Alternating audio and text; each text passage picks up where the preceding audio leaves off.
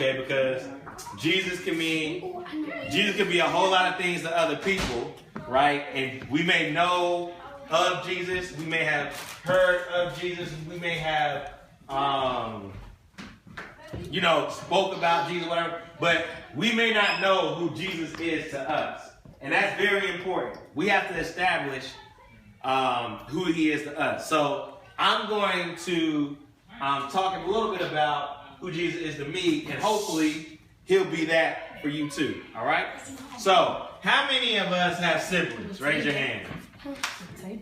Okay? I don't. How many of us have older siblings? I don't. Why am you? Okay. How many of us have a big brother? Today ain't got no big brother. Okay. So one of the things that I don't have, well, I do now, but growing up, pay attention, y'all. Pay attention. One of the things I did not have was a big brother, right? And because why? I was the big brother. I have a younger sister, and so I was, I don't know what you're talking about, but I'm a big brother, right? And so there's a lot of responsibility that you have as a big brother or a big sibling, if you are one. You have to make sure the younger siblings are being taken care of. You got to make sure that nobody's trying to fight them or beat them up. You got to make sure that they eat. You got to make sure they did their chores. You got to make sure they did their homework. You got to be on top of them, right?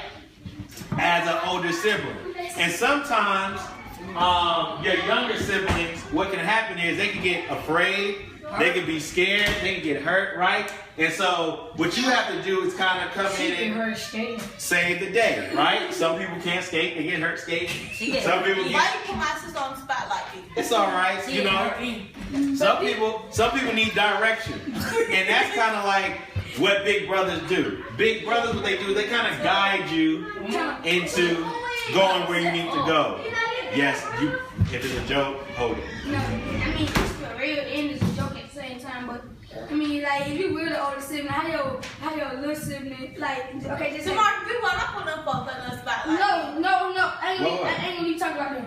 But okay, just say you the big sibling, you doing something bad, and then your little sibling, like, they keep doing what you, then somebody else trying to tell them that it's wrong, and they get mad.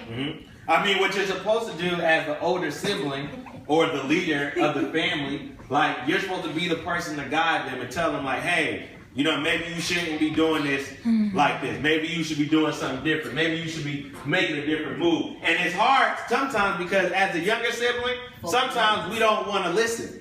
You know, sometimes we think we know it all. And so, not all the time, the big sibling or the big brother knows everything. They don't know all the things all the time.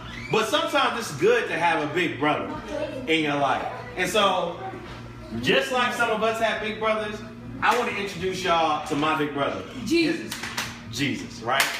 And Jesus, I would like to argue that he's the best big brother you could have.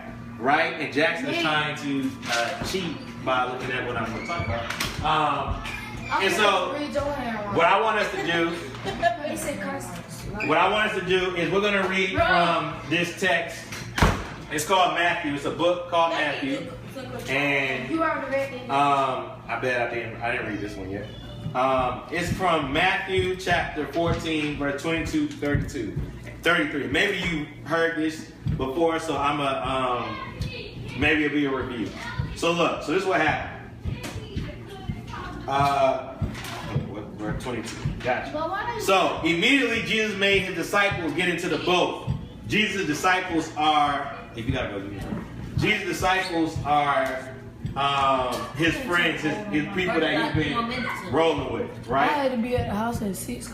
So immediately Jesus made his disciples get into the boat and go before him to the other side while he sent the multitudes away. And when he had sent the multitudes away, he went up on the mountain by himself to pray. Now, when evening came, he was alone there, but the boat was now in the middle of the sea, tossed by the waves, for the wind was contrary. Now, in the fourth watch of the night, Jesus went to them walking on the sea. And when the disciples saw him walking on the sea, they were troubled, saying, "It is a ghost." And they cried out of fear. But immediately Jesus spoke to them, saying, "Be of good cheer. It is I. Do not be afraid." And Peter answered him and said, Lord, if it is you, command me to come to you on the water. So he said, come. And when Peter had come down out of the boat, he walked in the water to go to Jesus. But when he saw that the wind was boisterous, he was afraid. And beginning to sink, he cried out, saying, Lord, save me. And immediately Jesus stretched out his hand and caught him and said, oh, you of little faith, why did you doubt? And when they got into the boat, the wind ceased. When those who were in the boat came and worshipped him, saying, truly, you are the Son of God. So let's talk about this, right? We gotta talk about it. Imagine you on a boat, I'm on the boat. right? I'm on a boat. Or like, I'm on a boat. Whatever, you on a boat, right? And it's water, it's nighttime. You and your homies are on the boat, y'all chilling. Everything is good, right? Not the Titanic. I mean, that's But you on a boat, right? And Jesus is like, yo, I'm going to go on the other side. I'm going to meet y'all when y'all get there. So y'all like, cool, Jesus. You know, big homie, you good. Right. So what happens is there's a storm that's coming. Like y'all remember last week, like how it was like raining hard. Oh, yeah. It was like we got caught. It was like wind was like the wind was like it's all bad, right? Trees there's a storm and they get scared, yo. So what happens is as they're walking on the boat, they say something that looks like a ghost walking. And Peter's like, hey, that might be Jesus. So he's like, hey, Jesus, if it's you, tell me to come. And Jesus like, all right, come on out. So Peter does something that no other man is recorded to have done, right? What? He walked on water. He walked on water. He's on point. Peter walked on water, right? Now, this is an adult experience.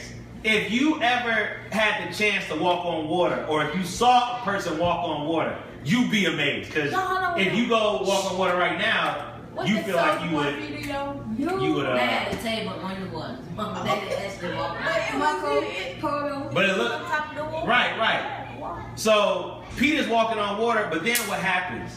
It says that Peter starts to doubt, and as soon as he doubted, he started to sink. And what does Jesus do? What did Jesus do? Jesus reaches out, picks him up, right? And they get on the boat. And he says, yo, why did you have little faith? Oh, ye little faith. Why did you start to doubt? What do we learn about this? Jesus, as our big brother, there's going to be times in our life where there's going to be storms that's going to happen. Things are going to get crazy. You know, maybe it's your grades are going to start plummeting. Maybe your family's gonna go through a divorce. Maybe that boo that you've been choosing on is not gonna want to choose you back. Maybe Will they get back no, we'll talk about that. We can talk about that after club, where that comes from. But Jesus, no matter how crazy the winds or the waves of life happen, I want you to know that Jesus, as your big brother, will always be there to reach his hand out to rescue you. All right? What happened? So, no matter what can go wrong or whatever crazy is going on, Jesus will be there to rescue you. So what does that mean? That means we don't have to be afraid. When you have a big brother, you know your big brother is always going to protect you. He's going to save you, but he's going to protect you, so that way you don't have to be afraid of life. You know, because you ever had somebody who was about to get in some trouble and be like, that's all right, I'm going to get my big brother. Y'all ever heard that before? Yeah, I'm not gonna get it on the bus. Right, you know what I mean? I'm going to get my big brother. Why? Because your big brother is the person who comes and he handles things. He makes sure nothing happened to you. And you said you're going to get your big sister.